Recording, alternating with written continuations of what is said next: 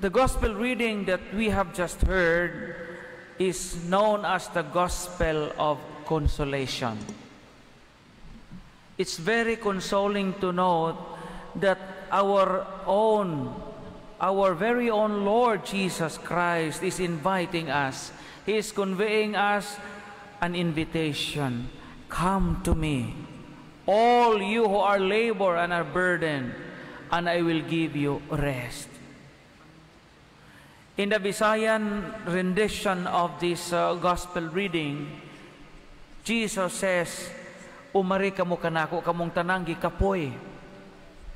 Gikapuyan. Pagdala sa inyong bugat nga pasanonon, kay papahulayon ko kamo. Gikapoy, gibugatan, gihago, gibanga, sa pagwan, naluya, daghan. There are so many terms referring to this kind of experience that we can have. The experience of being burdened. If you happen to read, my dear friends, the book, the famous bestseller, the book written by Scott Peck, The Road Less Traveled, which explains to us the dynamics of our life, our relationships with our fellow brothers and sisters, and our relationship to God, our unresolved issues in life. The first line that you can read there is, life is difficult. It's in that book, The Road Less Traveled. Life is difficult. What makes life difficult? Precisely because we carry a lot of burdens. Financial burdens, ang atong mga utang nga mas dako pag interest kaysa principal nga atong gihuwaman. We also have emotional and, shall we say, emotional and psychological burdens. The guilt feelings that we continue to harbor. The jealousy, mga envy nato o uban pa, mga pangabugho, mga kasilos, all this form part of the so-called emotional and psychological burdens. We also have spiritual burdens. Every time we experience a sense of hopelessness, when we experience that feeling of frustration and disappointment, when all our dreams and all our desires are not met, and when times come that we doubt as to the existence of God and the way He plays His role in our lives. Spiritual burdens. Kana bang magduda ka sa imong kinabuhi, nganong naingon ani imong pagkabutang, nganong pakyas ka sa imong mga damgo, nganong wa paminawas Ginoo imong pag-ampo, things like that. Makahatag na og spiritual burdens. And most importantly, the greatest of all the burdens that we may possibly carry, even at this very present moment, are physical burdens. Kaya bawat ang tanan ni ana, physical burdens, kanang kakapoy sa atong lawas, kahago sa atong lawas, nga usay murag di ta kaapas sa atong lihok sa kadaghan sa atong mga trabaho. Kabantay mo sa kinabuhi, balik-balik atong trabaho. And we find life burdensome in many and varied ways. In normal times, di na to ma-imagine ang atong kabisi, especially kamo, mga parents. Tanawa, giun sa paggasto ninyo yung lawas everyday.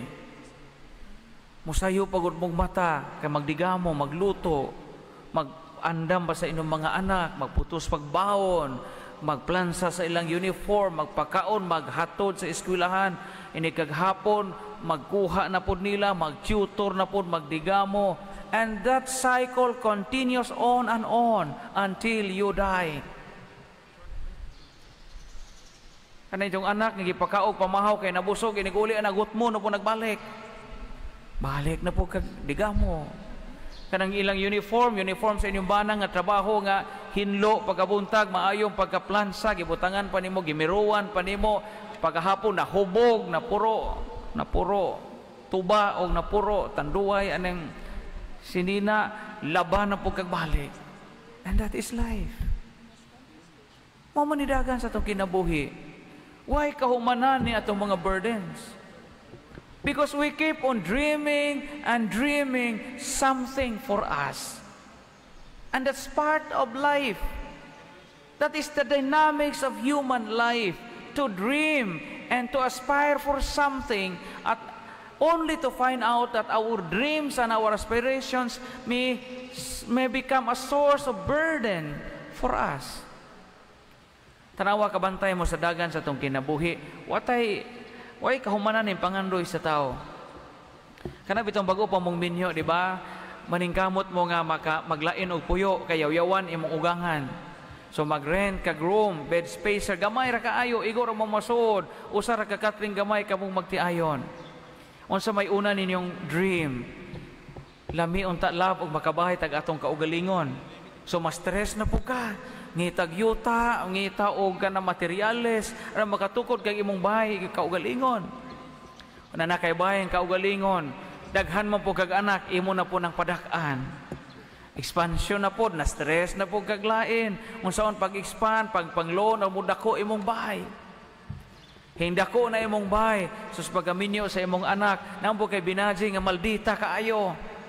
Niya hawod, so mao na po himpuyo sa imong bahay, kamo na pong magtiayon, ugangan hinglayas. Kag imong bahay, sila na po igapuyo, kay di man mo ikasinabot, na stress na po ka. Inganin ang kinabuhi, way kaundangan ni ato mga burdens. Tinuod na. Pragod, malipay mata ato mga anak, kay di gulalim ni mga timan mga anak, iniguma panagko nila malipay ta makahuman sila eskwela makagraduate na maminyo kay thinking nga wa na ta free na ta sa tanang burdens. Nya karon kay nauso naman kita naman pong mga ginikanan hanukan og apo. So kita na po'y alimag apo sugod na pud sa uno. Imbes nang graduate na itong mga anak pagaminyo kinadaghanang bata sa tubay. Muro ba mga lulog-lulay yung father, graduate na mo tamin ng trabaho ano hisugod na mo pami sa uno. Burden. But it's very consoling, my dear friends, because Jesus is inviting us, come to me. Duol na ko, kamo mga gikapoy, kay papahulayon ta mo. Pasaana ang yugo nga akong gihatag ninyo. Take my yoke and learn from me. Nganong yugo may gigamit sa Ginoo, kay ang yugo usa man ni kakahoy nga hardwood, gigan mag hardwood.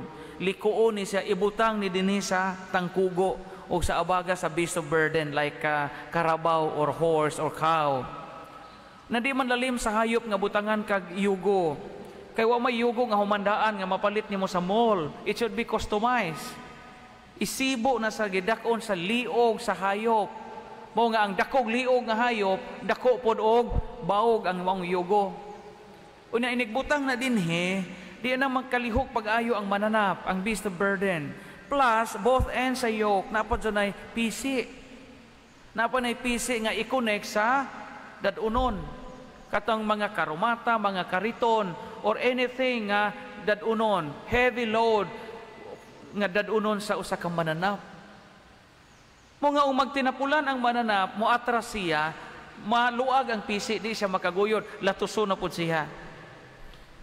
Pero og magharap-harap po siya, magsapot-sapot baron kinta, ikalito niya dagan ang maong burden nga dadunon sa mananap na may PC ana diri sa liog gikan sa right padung sa left, makanlat ng iyang tutunlan, iyang throat, iyang ubol-ubol. Mo nga butangan kag yugo ikaw nga hayop, that means to say you have to carry that particular burden that is fit for you.